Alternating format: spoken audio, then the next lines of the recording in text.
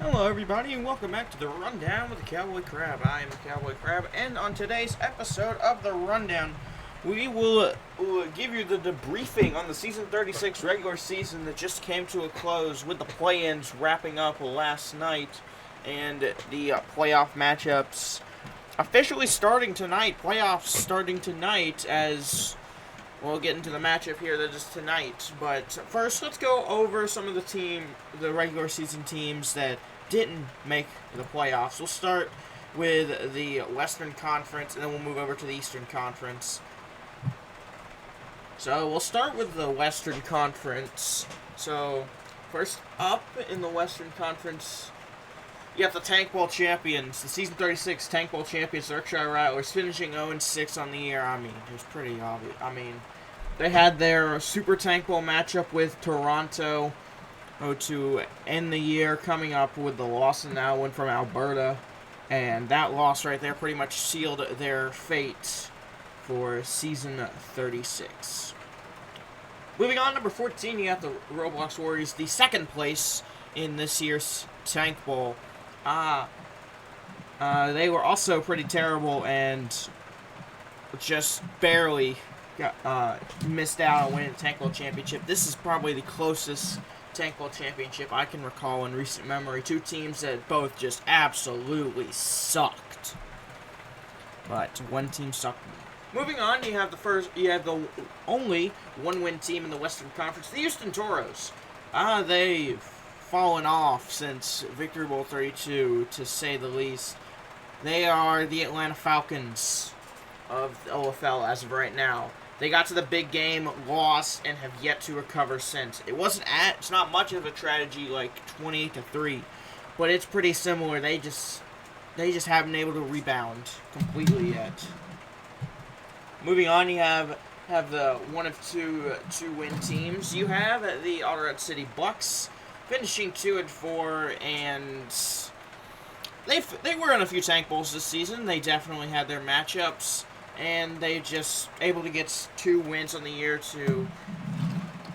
I think I'm fairly positive that's better than last season, but overall they just not another good team. And lastly, the teams that missed play-ins. You have the Barton Bruisers, also 2-5. Well, 2-4, not 2-5.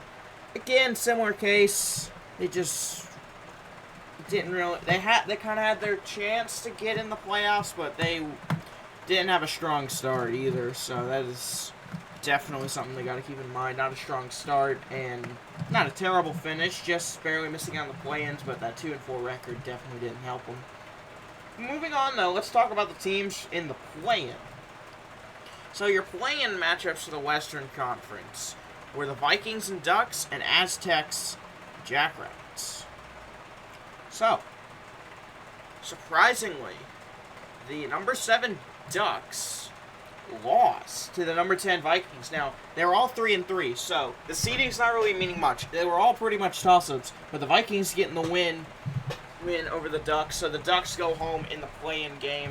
Definitely not what they wanted for this season. A play-in game, making it there is a good sign, because that means you can make the playoffs and then have a chance to go on a run there. But just making the play-ins and then going home is definitely not a good feeling.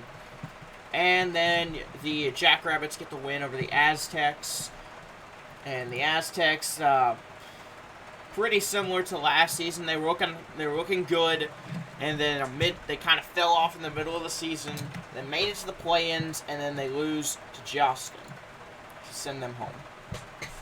Moving on, let's talk about the Eastern Conference. We'll start right at the bottom, the 1-5 Toronto Bears.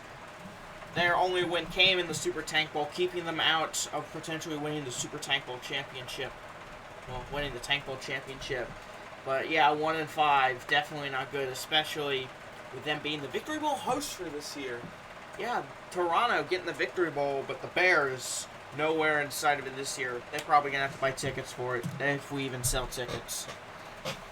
Moving on, though, number 14, you got the Highland Huskies. Similar thing with Toronto, just a 1-5 record.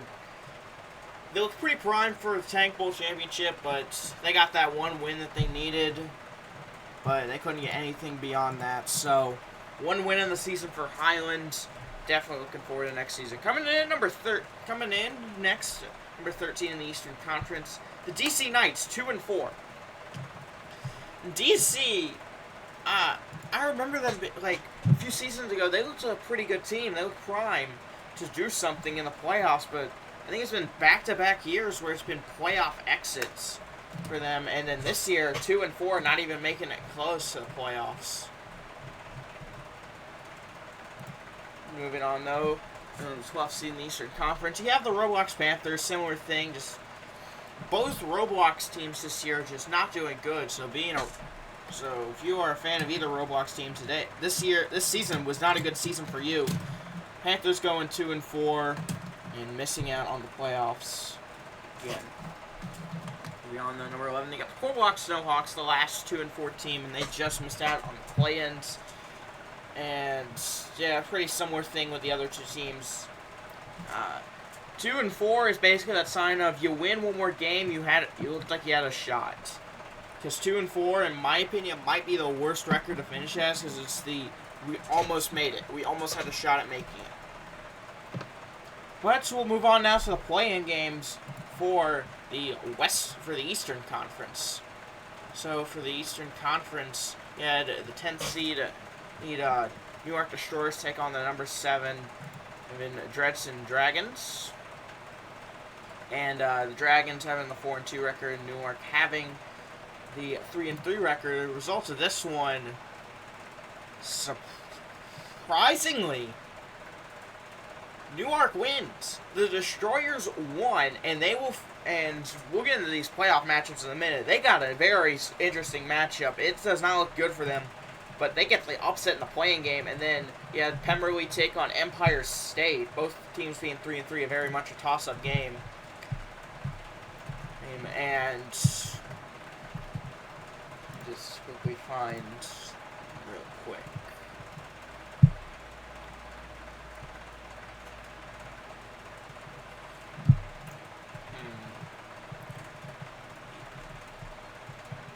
Can't seem to find them. Do they already play? So let's see if I can find it on here. Oh no, they actually don't. They actually haven't played yet. So the winner of that matchup will play a number 4 Miami Bolts. So the Punishers and Sentinels have not played yet. Keep that in mind, folks. That's the one wildcard matchup we do not have yet. So Punishers Sentinels winner will go on to face number 4 seed Bolts. But I think it's now time to talk about the teams that did make the playoffs. So let's go back to the Western Conference. The number 1 seed and the best team in the OFL based off record, the undefeated Saxon Sunbirds, get the 1 seed, 6-0. They are by far a heavy favorite in my opinion. Undefeated record, definitely a heavy favorite. Number 2 though, is a team I have a lot of bias towards. It's the Oklahoma City Twisters, back-to-back 2 seeds. Of course, this time not undefeated. They are 4-2, but took the Plains Division in the Red River Rivalry matchup against the Blue Steel City Vikings. And we got number 3. You have the Olympia Sky Kings, who, I'm going to be honest, their division is just terrible. No team got above a 3-3 record, so the Sky Kings, it's just somebody had to win it, and the Sky Kings won and got the 3 seed.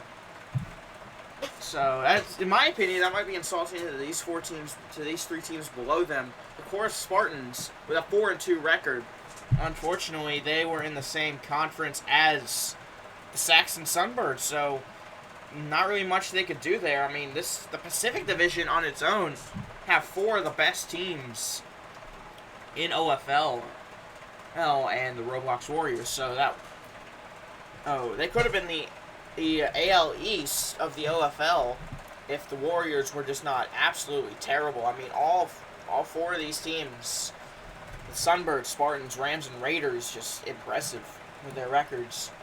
So the Spartans, Rams, and Raiders make up the rest of the Western Conference. Spartans at 4, Rams at 5, and Raiders at 6. We'll get into their playoff matchups in a moment. For the Eastern Conference, the number 1 seed Atlanta Phoenix, the reigning, defending, undisputed Victory Bowl champions. I get to say that again. It's pretty fun. I didn't say it the way I did last time because it hurt my throat. Actually, when I'll get to the playoff matchups, I'll say it. All right, they get the 1 seed. Number 2, you have the Philadelphia Freedom, also 5-1. So 1 and 2 seeds being 5-1. Pretty interesting to say the least. And number 3, you got the King of Light Rockford Raptors. It's not their official name, but that's what I like to call them. 4-2 record and winner of the Atlantic Division. So Raptors, they get the lower of the, but they win their division, so they get the 3 seed, which this one team definitely does not like. Number 4 Miami Bolts, 5-1 record, so 3 5-1 teams in the Eastern Conference. One of them getting the 4 seed because of division rule, because of divisional championships. And number 5, you have the Canton Greats, 4-2 record, and number 6, the Florida Firecats, 4-2 record. Now let's get into their playoff matchups. We'll start with tonight's matchup. The number 5 Canton Greats taking on the Philadelphia Freedom. As of right now, the favorites based off the polls is the Canton Greats, which I disagree with. I think the Freedom are probably going to be getting the win here tonight. I think from what I've seen of them, they've seemed like a better team to me than Canton. And then for the other playoff matchups, the other wild card matchups, you got the number 6 Florida Firecats taking on the Rockford Raptors. Now, if last season's to tell us anything, it's that Rockford, no matter how high their seed is doomed for an early exit. So that's what I'm thinking is going to happen again. Firecats get an upset win based off seeding. And then you get the Red River Rivalry rematch. The number 10 Blue Steel City Vikings and the number 2 Oklahoma City Twisters live in Oklahoma City. And pretty closely based on from the polls. However, in my opinion, I think this game will probably go similar to the Red River Rivalry matchup. Twisters should be getting the win here on this one. And the number 5 seed Milliken Rams take on the number 1 seed Saxon Sunbirds, and I think it's going to be Sunbirds getting the win on that one. Next, you have the number 6 Redcliffe Raiders taking on the number 3 Olympia Sky Kings. I think the Raiders will probably get the win on this one. The Sky Kings, if they do make it past the wild card round, I think the divisional round is definitely going to be where they're exiting. So I don't see them getting far, even with the division winner. But when you look at who else is in their division, it's not exactly great competition. Up next, the number 8 Jostyn Jackrabbits take on the number 4 Porth Spartans. And in my opinion, I think that the Spartans are most likely going to be getting the win on this one. I just think that they're just I feel like they're the better team. I just got that feeling that they're the better team than the Jackrabbits, so that's what I'm going with on this one. And lastly, your most interesting matchup based off seeding. The number 10 Newark Destroyers versus the number 1 Atlanta Phoenix. Wow, well, this game will most likely be the playoff game that will either host the biggest upset or the biggest slaughter. What's it most likely going to be? The biggest slaughter. So, I'm going with the reigning, defending, undisputed OFL Victory Bowl champions of the world, the Atlanta Phoenix, to win against the Newark Destroyers.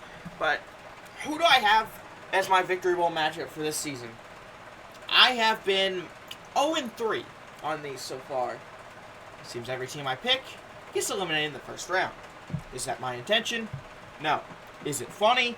To me, yes. To these teams, probably not. So who do I have as my Victory Bowl matchup for this season?